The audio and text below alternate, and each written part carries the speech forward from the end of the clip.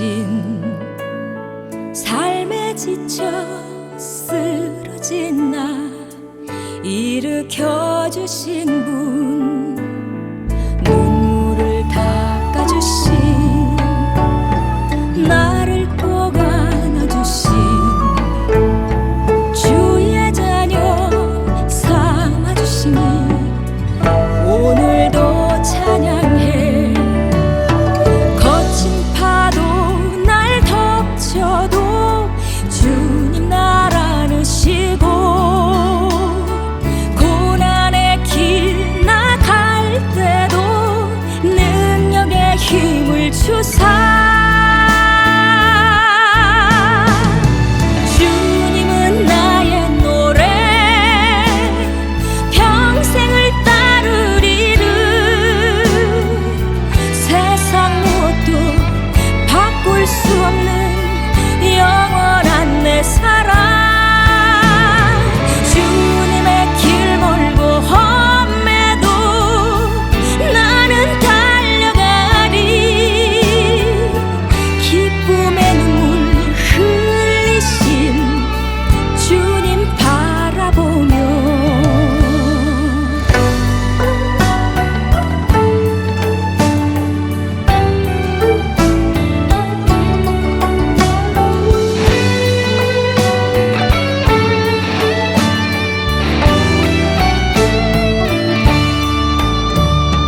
눈물을 닦아주신 나를 꼭 안아주신 주의 자녀 삼아주시니 오늘도 찬양해.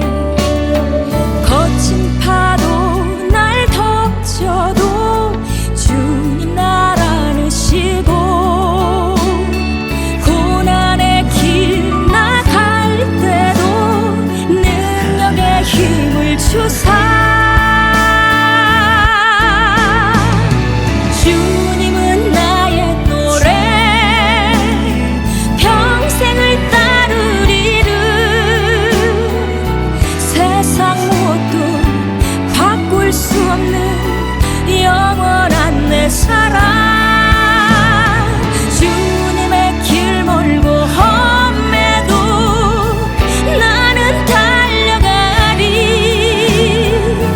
기쁨의 눈물 흘리신 주님 바라보며 주님은 나의 노래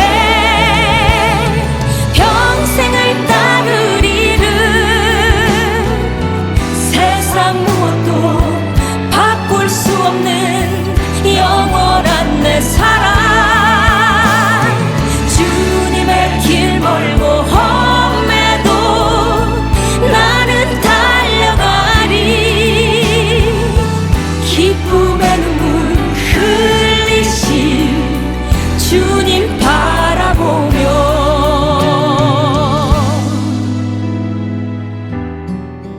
주님 바라보며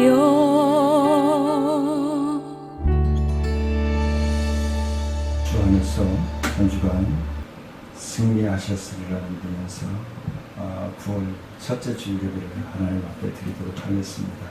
다 같이 경건한 마음으로 묵도하시겠습니다.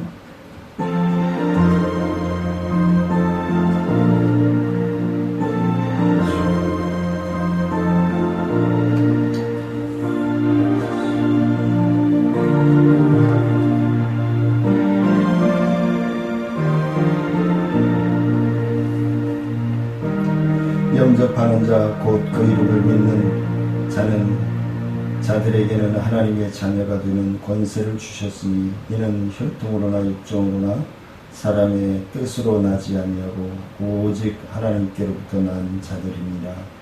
은혜로우신 아버지 하나님, 우리의 심령 위에 하나님 구원의 사랑의 능력을 가지고 찾아오셔서 자녀 삼아 주시고 이렇게 우리와 함께 호흡하시며 동행하여 주셔서 이제 한 해의 땀이 연걸어가는 9월을 맞이하여 하나님 앞에 우리의 영적인 추수를 소망하면서 예배를 드립니다.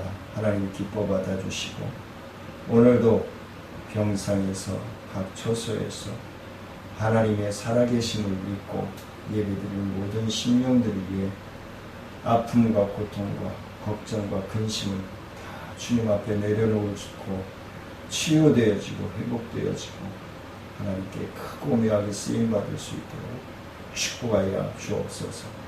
갈급하며 사모하며 예수님의 이름으로 기도드리옵나이다. 아멘.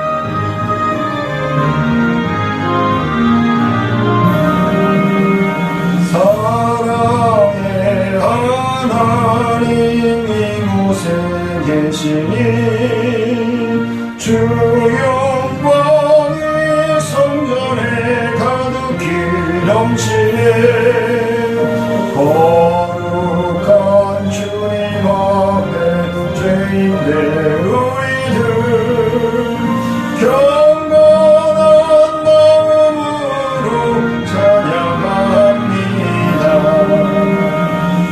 은혜의 예수님 우리 죄인이라요 속죄의 큰 사랑을 이루어 주셔서 율법의 쟁에서 해방해 주시니 복음의 자유를 감사합니다.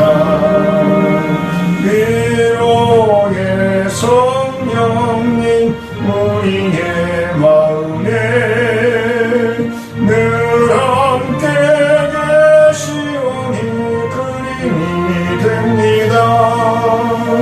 슬픔도 두려움도 넉넉히 이기니 이 세상 끝날까지 함께 하소서.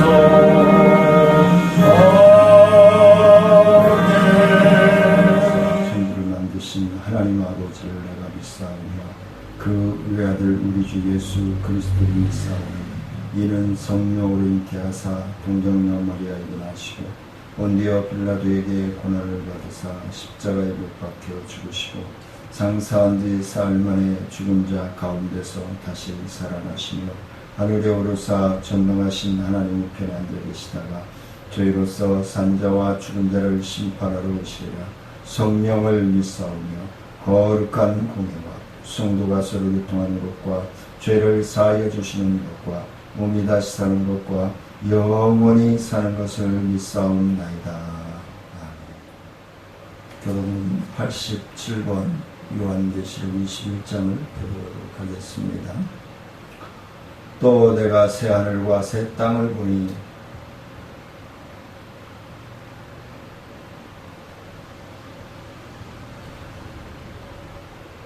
또 내가 봄에 거룩한 성 새 예루살렘이 하나님께로부터 하늘에서 내려오니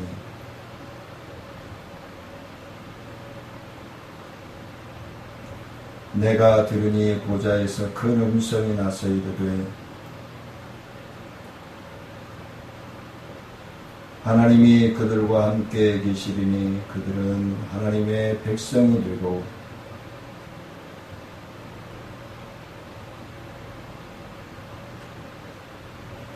다시는 사망이 없고 애통하는 것이나 곡하는 것이나 아픈 것이 다시 있지 아니하리니 보좌에 앉으신 이가 이르시되 보라 내가 만물을 새롭게 하노라. 아멘. 550장 읽으시겠습니다.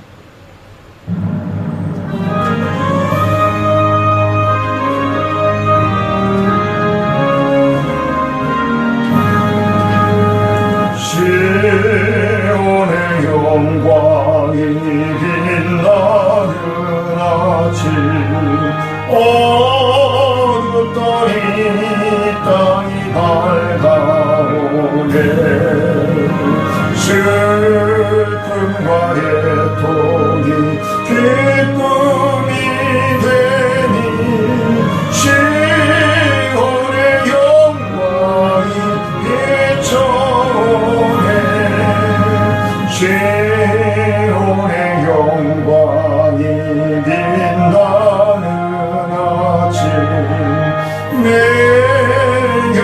종들이 돌아오네. 오래전 선지자 꿈꾸던 복을 만민이 다 같이 누리겠네. 오하라 광야에 화초가 피고 말랐던 시냇물을 넣으네. 이 산과 저 산이 마주쳐 울려 주의 순종을 찬송하네. 땅들아 바다야 많은 섬들아 찬양을 주님께 드리어라. 싸움과 죄악이 가득한 땅에 찬송이 하늘에 사무치네. 아멘. 13장 13절로 25절 말씀 제가 봉독해 올리도록 하겠습니다. 바울과 및 동행하는 사람들이 바보에서 배 타고 밤빌리아에 있는 버가에 이르니 요한은 그들에게서 떠나 예루살렘으로 돌아가고 그들은 버가에서 더 나아가 비시디아 안디옥에 이르러 안식일에 회당에 들어가 앉으니라. 율법과 선지자의 글을 읽은 후에 회당장들이 사람을 보내어 물어 이르되 형제들아 만일 백성을 권할 말이 있거든 말하라 하니 바울이 일어나 손짓하며 말하되 이스라엘 사람들아 및 하나님을 경외하는 사람들아 들으라. 이 이스라엘 백성의 하나님이 우리 조상들을 택하시고 애굽 땅에서 나그네 된 그 백성을 높여 큰 권능으로 인도하여 내사 광야에서 약 40년간 그들의 소행을 참으시고 가나안 땅 7 족속을 멸하사 그 땅을 기업으로 주시기까지 약 450년간이라. 그 후에 선지자 사무엘 때까지 사사를 주셨더니 그 후에 그들의 왕을 구하거늘 하나님이 베냐민 지파 사람 기스의 아들 사울을 40년간 주셨다가 패하시고 다윗을 왕으로 세우시고 증언하여 이르시되 내가 이새의 아들 다윗을 만나니 내 마음에 맞는 사람이라 내 뜻을 다 이루리라 하시더니 하나님이 약속하신 대로 이 사람의 후손에서 이스라엘을 위하여 구주를 세우셨으니 곧 예수라. 그가 오시기에 앞서 요한이 먼저 회개의 세례를 이스라엘 모든 백성에게 전파하니라. 요한이 그 달려갈 길을 마칠 때에 말하되 너희가 나를 누구로 생각하느냐. 나는 그리스도가 아니라 내 뒤에 오시는 이가 있으니 나는 그의 발에 신발끈을 풀기도 감당하지 못하리라 하였으니.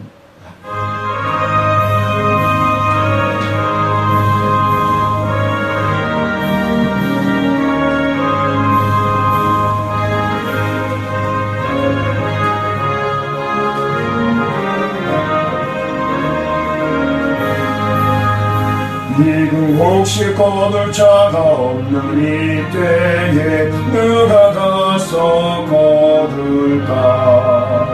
내가 어찌 게으르게 앉아있을까. 어서 가져와 들어 보내주소서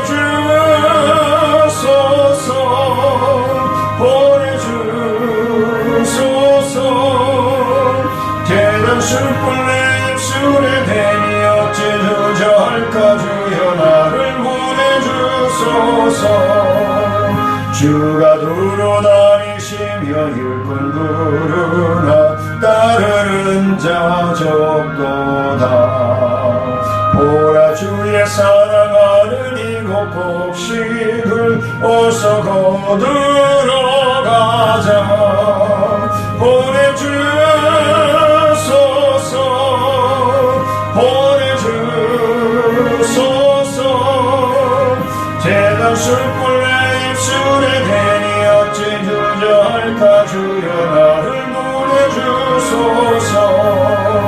주가 나를 부르시니 언제 어디나 기뻐 가서 일하리. 주가 명령 내리실 때 능력 받아서 기뻐 거두리로다. 보내주소서 보내주소서. 제단 술불 입술에 대니 어찌 주저할까. 주여 나를 보내주소서. 감사와 영광을 높여드립니다. 오늘도 하나님 축복의 날 주시었고 또한 치료의 날 허락하여 주시고 하나님의 뜻을 분별하여 복의 자리에 거할 수 있도록 인도하신 아버지 하나님, 오늘 말씀을 통하여 전하는 자나 모든 듣는 심령들이 아버지 하나님의 말씀에 순종할 수 있는 믿음을 주시고 순종할 수 있는 건강을 주시고 순종할 수 있는 환경과 물질로 축복하시며 동행하여 주옵소서. 갈급하며 사모하며 예수님의 이름으로 기도드리옵나이다. 사도 바울의 일행을 보면서 바나바와 사울, 그 다음에 지난주 말씀을 나눌 때에 마가 요한이 동행하였다라고 말씀을 드렸습니다. 사도 바울은 구브로성 바보에서 배를 타고 밤빌리아에 있는 버가에 도착하는데, 이 버가는 밤빌리아의 아주 중요한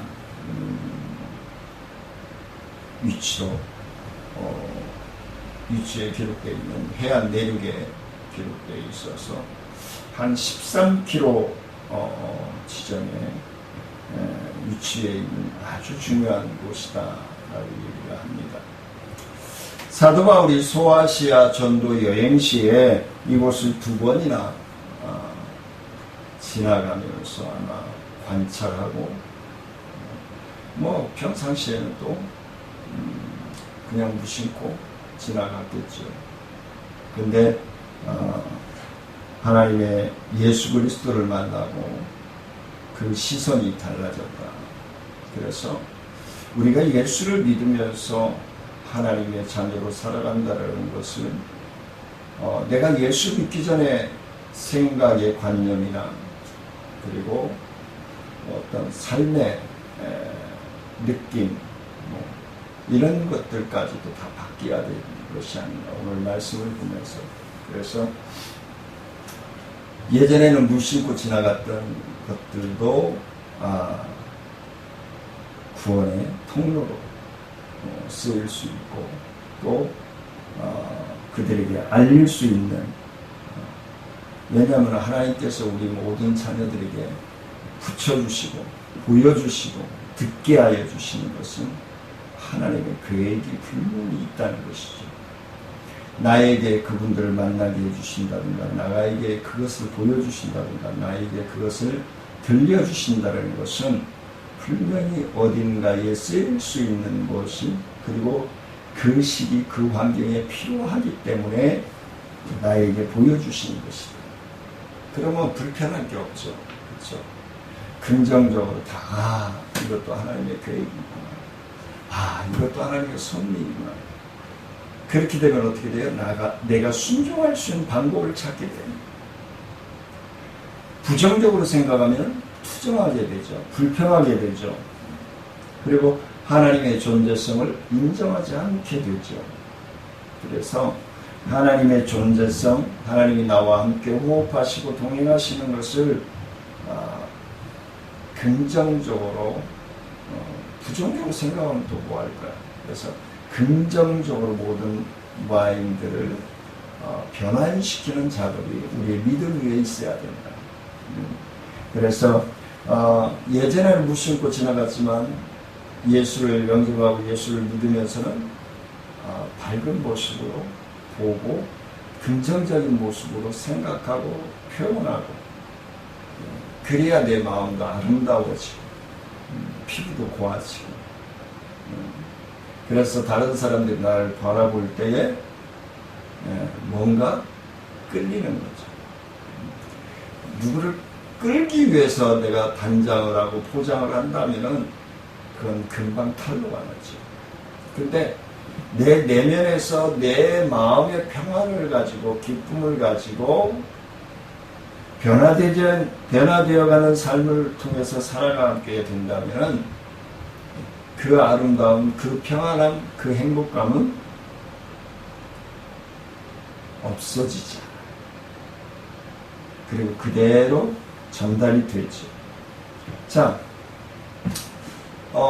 이 지금 버가라고 하는 곳은 기후가 아주 사람들에게 별로 좋지 않은 그런 기후를 가지고 있습니다. 그래서 바울이 이 갈라디아 교회에 보낸 편지를 이렇게 여러 성경학자들의 말을 들어보면은 아마 풍토병인 말라리아에 바울이 걸려지지 않았는가, 그래서 고생을 하고 있지 않은가라는 생각을 합니다. 그 와중에도 사도 바울은 전도사에게 동참했던 마가와 그 마가 요한의 어떤 생각, 사역의 방법, 이런 것들을 마음이 하나가 되지 못하고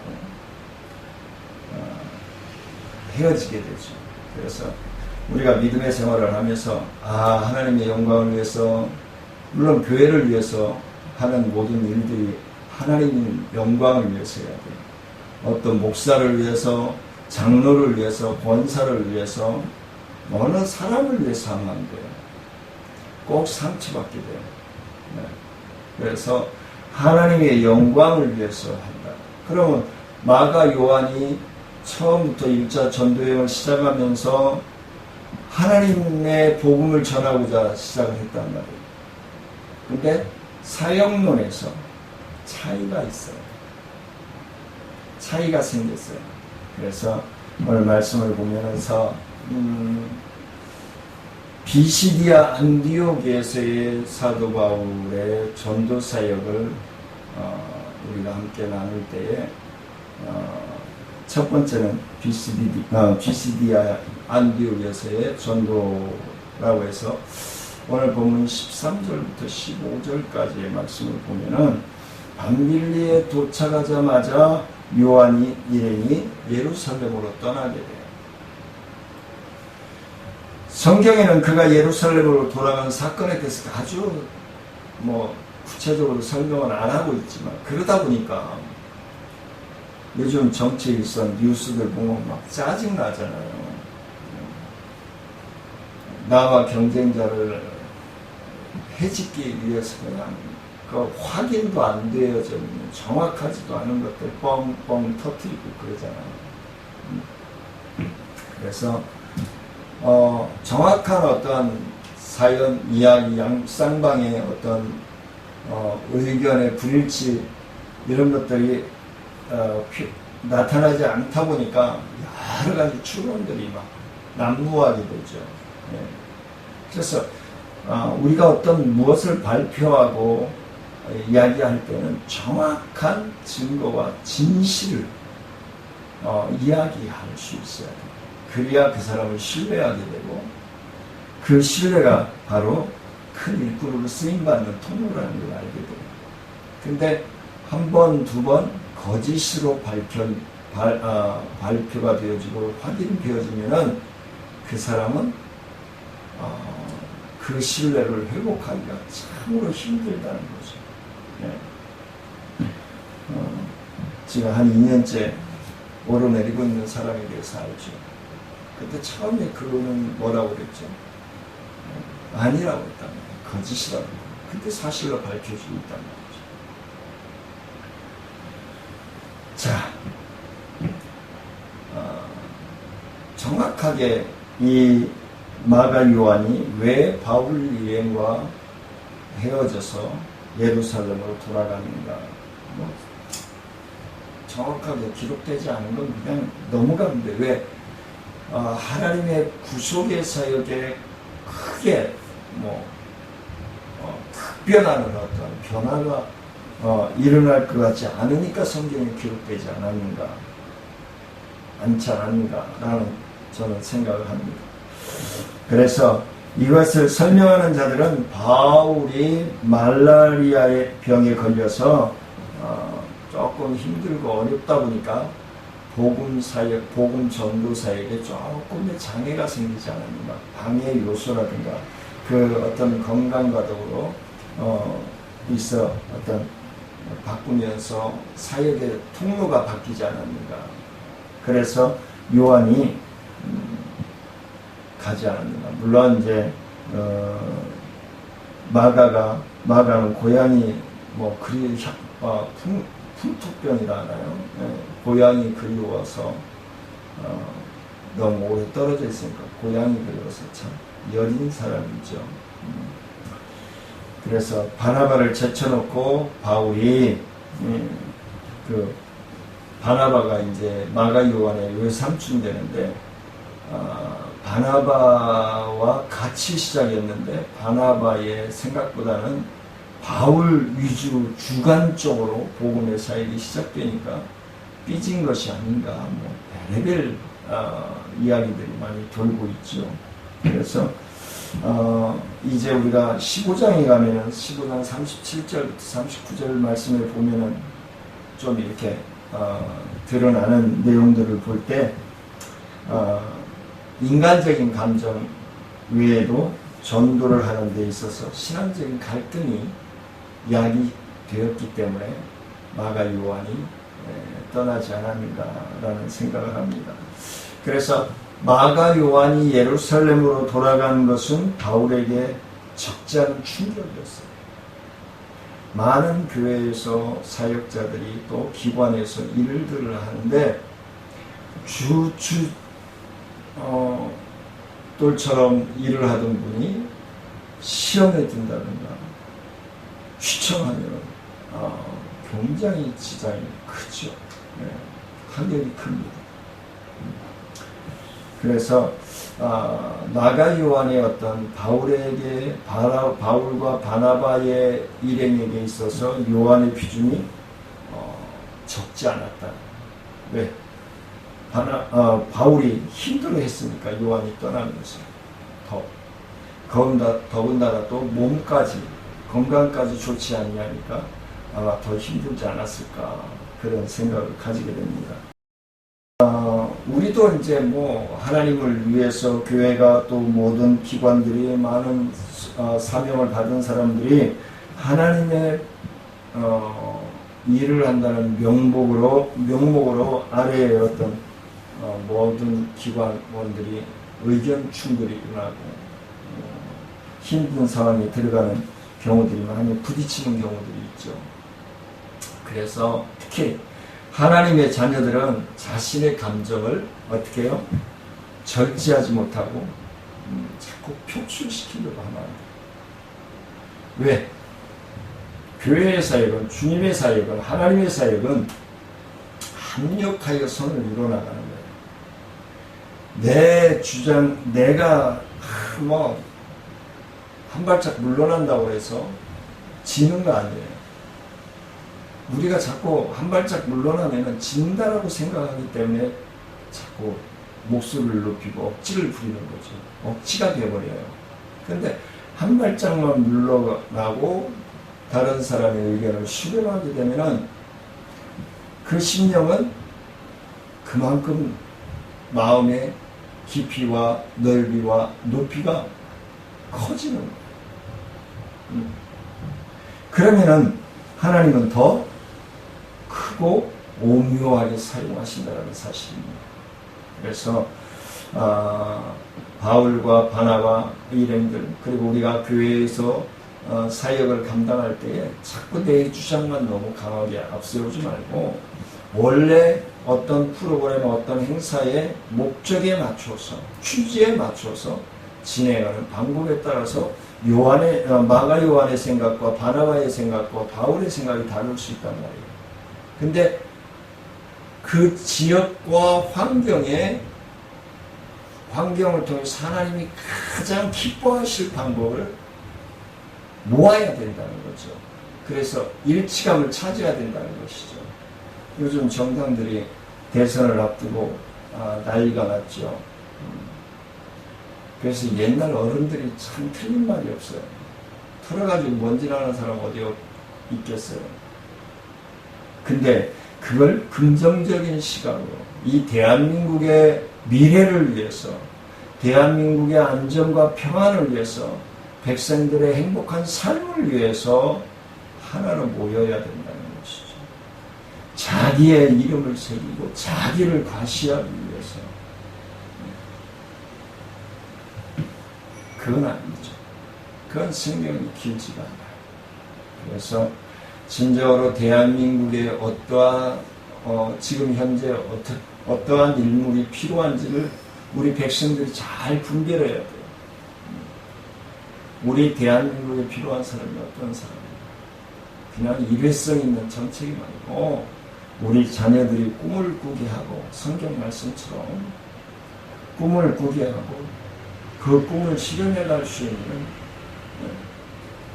충분한 영향력을 갖춘 사람들, 그런 사람들을 찾아서 대한민국의 모습으로 세워야죠. 대한민국의 모습으로 쓰임받겠다고 하는 사람들이 각질을 하고 있잖아요. 지역의 모습으로 쓰임받겠다고 하는 사람들이 각질을 하고 있잖아요. 과시하고 있잖아요. 무엇이면 되겠다고 하면 무엇이면 돼야지. 하나님 앞에도 마찬가지입니다. 우리가 하나님께서 나를 긍휼히 여기셔서 예수 그리스도의 십자가의 죽으심의 구속의 은혜를 통해서 나를 구원하시고 자녀 삼아 주시고 나와 동행하기를 원하신다는 것을 확신하고 믿는다면은 내 생각이 옳다 할지라도 한 발짝 물러날 수 있는, 그리고 다른 사람의 생각도 수용할 수 있는 그런 방법들이 지혜로운 것이 아닌가. 그래서 비시디아 안디옥에 도착한 소아시아 내륙을 깊숙이까지 중단 없는 여행을 하게 된 것은 오직 복음 전파의 사역을 위해서만 진력했다는 것입니다. 전진해 나갔다는 것입니다. 바울이 안식일에 회당에 들어가 앉았을 때 회당장은 율법의 어떤 선지자들이 글을 읽은 후에 사람을 보내어 백성에게 말할 수 있는 기회를 주는 그런 것들이 있는데, 여기서 사도 바울이 이야기하죠. 자, 두 번째, 사도 바울이 안디옥에서 전한 복음이 무엇인가.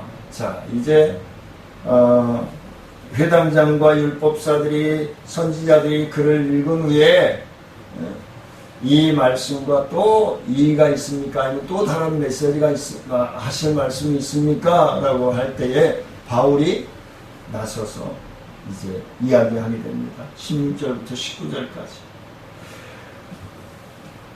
하나님의 언약과 성취에 대해서 사도 바울이 아주 리얼리티하게 구속사적인 메시지로 그들에게 선포해 나갑니다. 이스라엘 민족을 택하시고 그 가운데 유다 지파 다윗의 후손을 통해서 메시아를 주시리라는 객관적인 내용을 말씀을 하고, 그 약속대로 예수를 통하여 성취되었다는 것을 말씀해 주고 있습니다. 그러면서 예수님은 무죄하지만 십자가의 형틀에서 죽임을 당하시고 3일 만에 부활하셔서 이를 믿는 하나님의 자녀들은 의롭다라고 인정해 주신다 라고 말씀을 합니다. 이 메시지는 예루살렘에서 소아시아 지역으로 흩어진 유대 기독교인들로 가리켜 하나님을 경외하는 사람들, 하나님을 경외하는 사람들아. 그래서 회당에 참석한 경건한 이방인들을 가리키고 있는데, 바울은 이 말씀을 전할 때 어느 누구를 가리키지 않고 집중하지 않고 그 자리에 있는 모든 유대인들을 향하여 하나님의 구속사적인 사역을 말씀하고 있는 것입니다. 복음은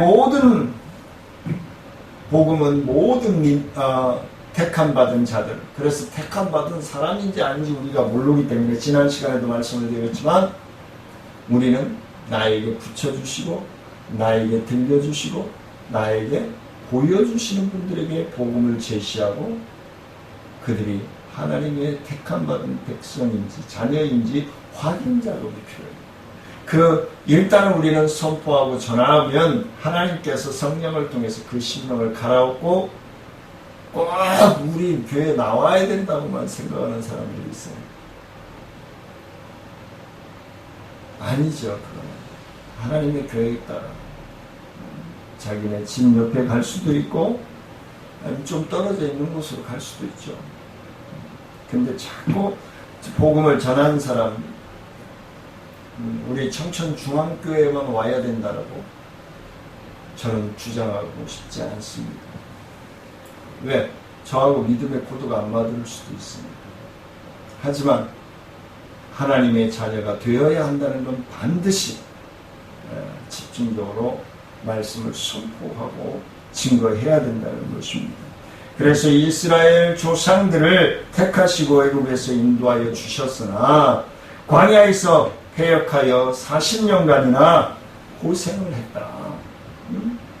우리 선조들이 하나님의 말씀에 불순종함으로 말미암아 40년 동안이나 광야 삶을 살았다.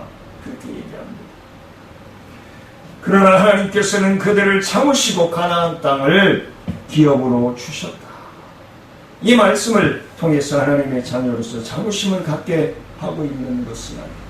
그래서 우리가 하나님의 말씀, 하나님의 뜻을 감당해 나갈 때에 잘 분별하셔야 돼요. 그냥 교회 문턱만 드나들면 안 된다는 거죠.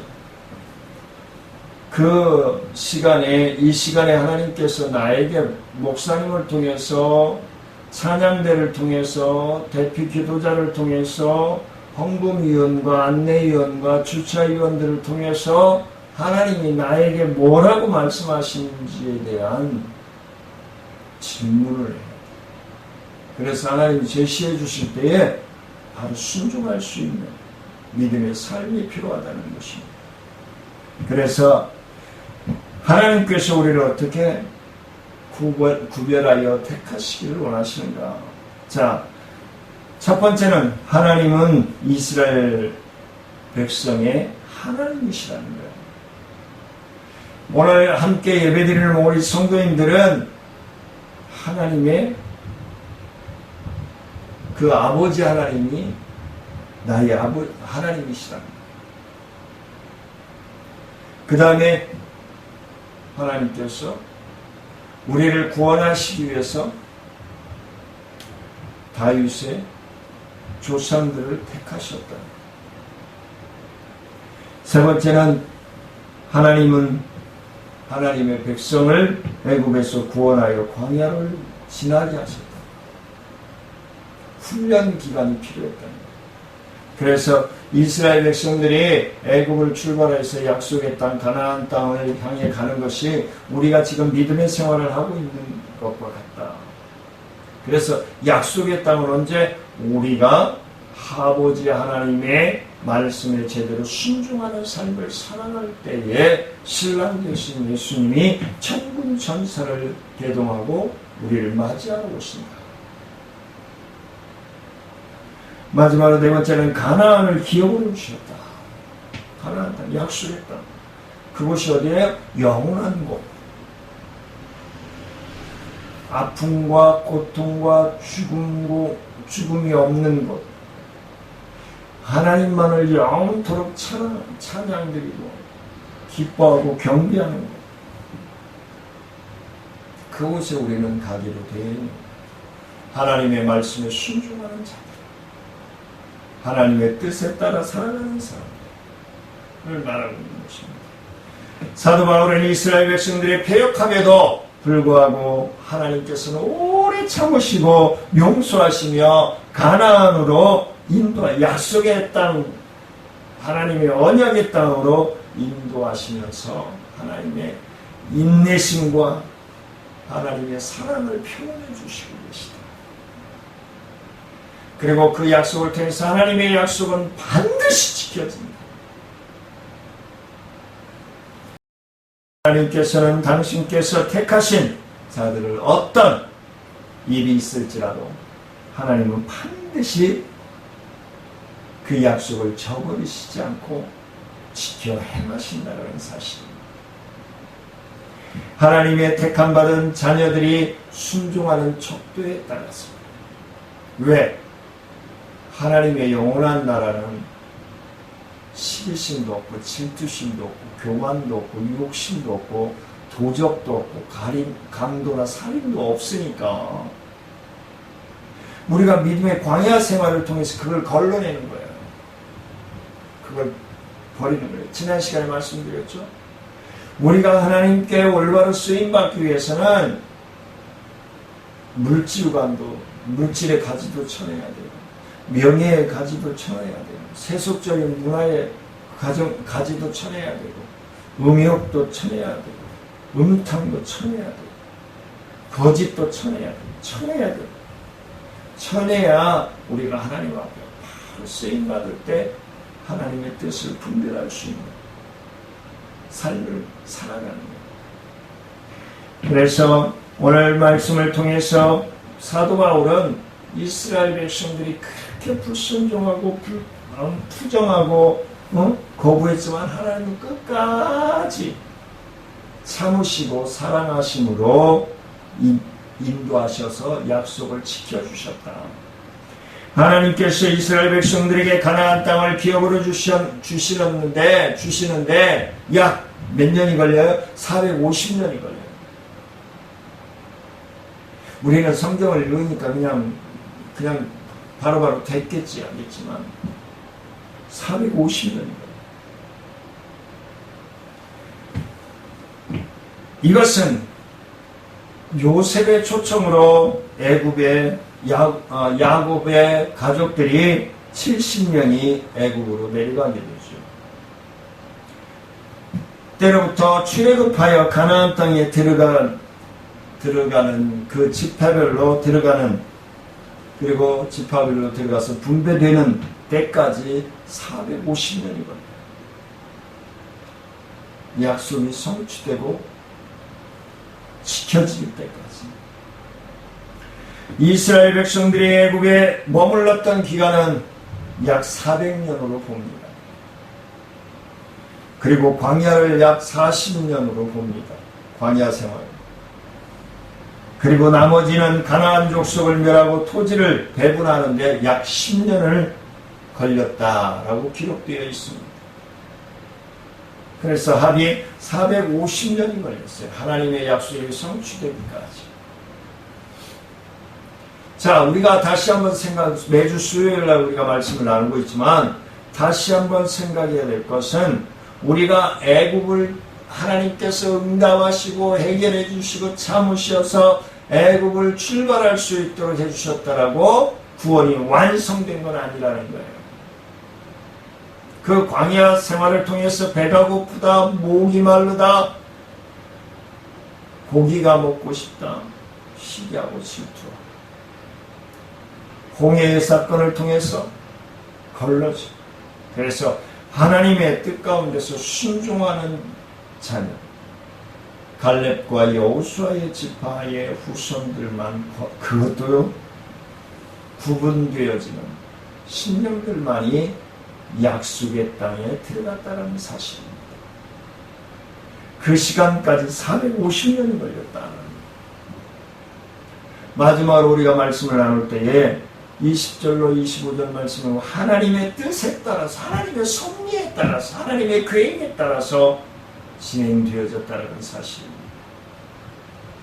하나님께서는 이스라엘 백성들을 위해서 가나안을 정복할 때까지 여호수아가 인도하였으나 그 후에 사무엘 사사가 다스렸고, 사무엘 이후에는 인간들의 요구로 또 인간들이 원하는 바대로 왕을 세우게 되죠.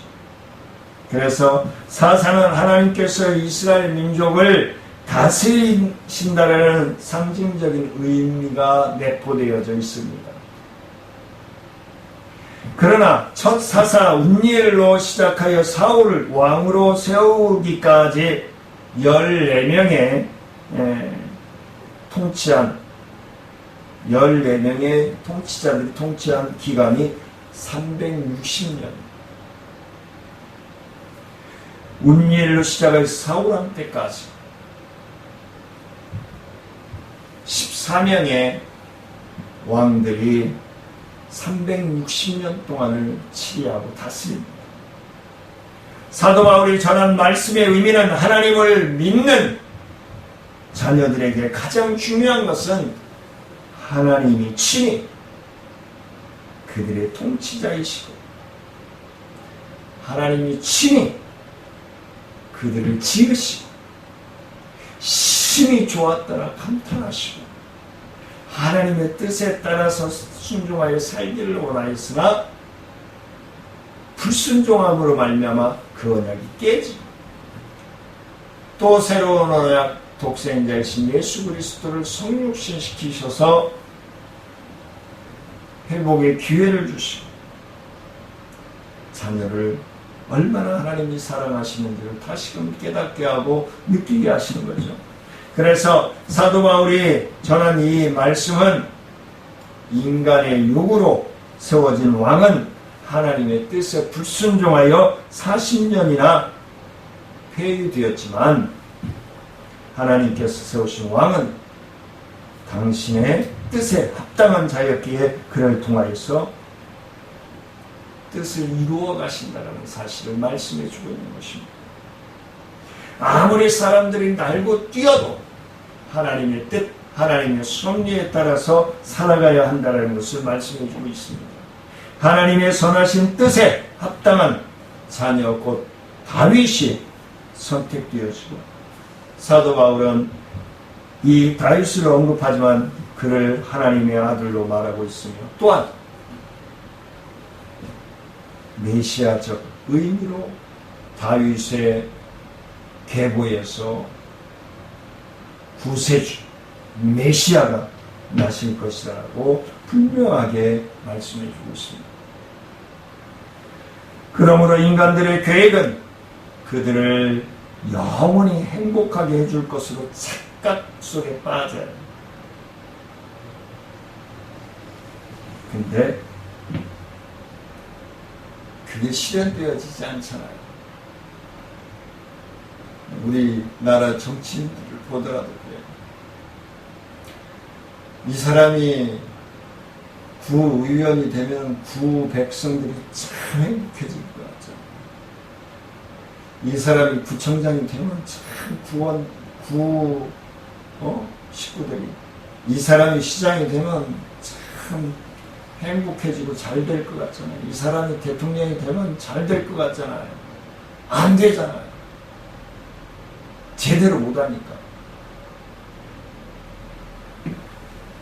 다윗은 하나님의 마음에 합한 사람이었기 때문에 하나님께서 기회를 주시는, 하나님의 뜻을 이루시겠다라고 다윗을 통해서 이루시겠다라고 말씀을 하고 있습니다. 근데 그 시간이 1000년이 걸려요. 1000년이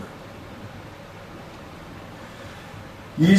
1000년 후에 하나님의 계획에 따라서 1000년 후에 이스라엘을 위한 구주이신 예수 그리스도를 보내심으로 성취되어집니다.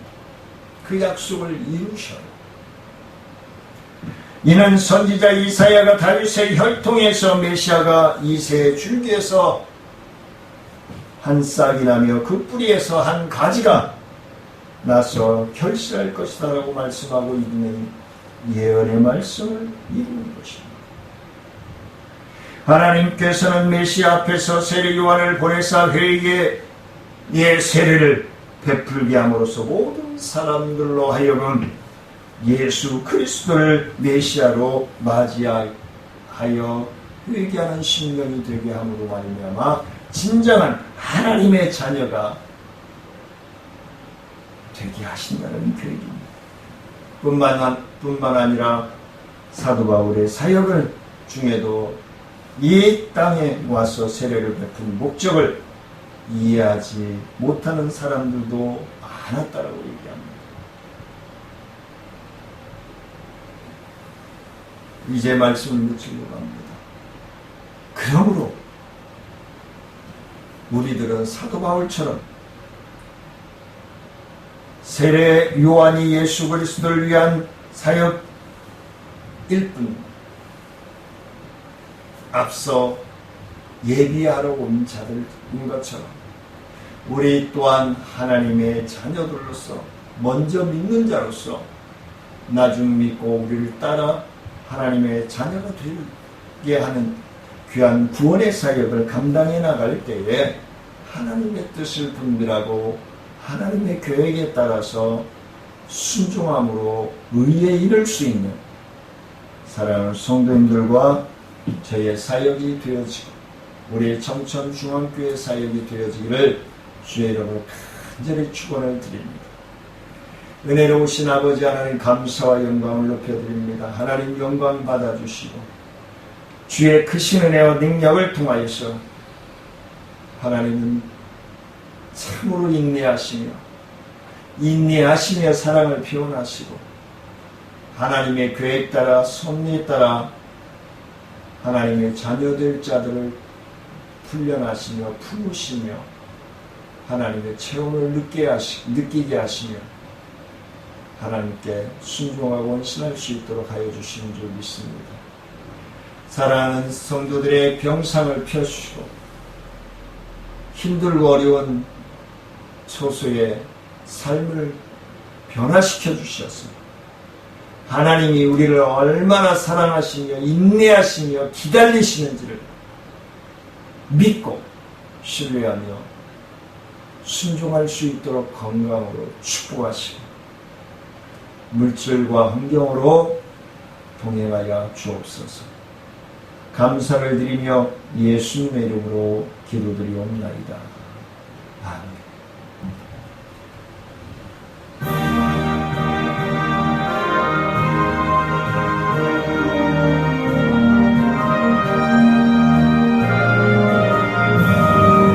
주님 주신 거룩한 날 기쁨으로 주 앞에 와 기도하며 찬양하며 주께 경배드립니다. 내게 주신 귀한 물질 하나님께 드리오니 기뻐 받을 제물로서 연락되게 하옵소서. 내게 있는 귀한 것을 주님 앞에 다 바쳐도 주님 주신 큰 사랑에 부족할 것뿐입니다. 구원하신 나의 주님 크신 은혜 생각하면 주께 힘써 바치겠네. 아까울 것 무엇이냐. 내가 받은 모든 것은 하나님의 선물이니 마음과 뜻 다하여서 겸손하게 드립니다. 주님 기뻐 받으시니 바치는 나 즐겁도다. 복의 근원 하나님께 영원토록 감사하리. 아멘. 아버지 하나님, 하나님 앞에 예배드리며 하나님 앞에 귀한 예물 구별하여 드리는 사랑하는 성도들의 삶과 중심을 기뻐 받아주시고 축복하여 주옵소서. 지금은 우리 주 예수 그리스도의 은혜와 하나님의 크신 사랑과 성령님의 교통하심과 원하신 은혜와 능력의 역사가 하나님의 뜻을 분별하여 순종할 수 있는 삶으로 나아가는 그 시간까지 인내하시며 사랑으로 표현해 주시는 하나님을 따라 가기를 원하여 나아가는 사랑하는 성도들과 기도하는 제목 위에, 병상 위에, 초소 위에, 그리고 직장과 사업 위에, 눈물 흘린 기도 위에, 우리 청천중앙교회 사역과 나눔과 이쁨 사역 위에, 지역사회 보장육체 사역 위에, 치매 예방학교 위에 이제로부터 영원토록 함께할지어다. 아멘.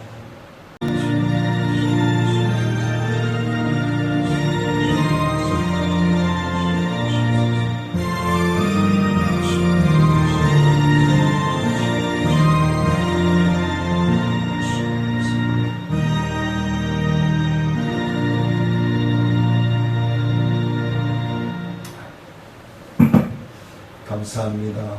점심 맛있게 드시고 오후에 뵙겠습니다. 사랑하며 축복합니다.